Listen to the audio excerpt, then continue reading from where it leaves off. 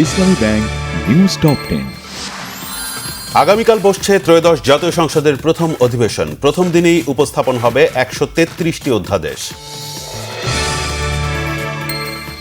প্রধানমন্ত্রী তারেক রহমানের সভাপতিত্বে সরকারি দলের প্রথম সংসদীয় সভা। স্পিকার, ডেপুটি স্পিকার নির্বাচনের দায়িত্ব দেওয়া হয়েছে সংসদ নেতাকে, জানালেন স্থানীয় সরকার মন্ত্রী। সংসদের প্রথম অধিবেশনেই নির্বাচিত হবেন স্পিকার, ডেপুটি স্পিকার। শপথ পড়াবেন রাষ্ট্রপতি মোহাম্মদ শাহাবুদ্দিন, জানিয়েছেন সালাউদ্দিন আহমদ।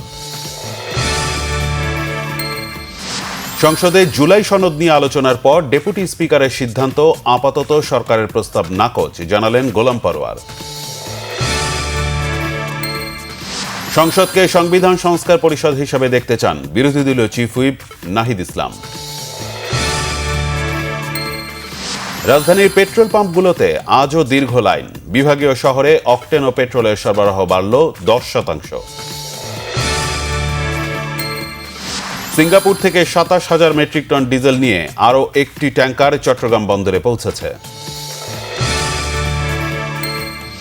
জুলাই হত্যা, উস্কানি সহ 3 অভিযোগে কামরুল ইসলাম ও রাশেদ খান মেননের বিরুদ্ধে অভিযোগ গঠনের আদেশ 30 মার্চ।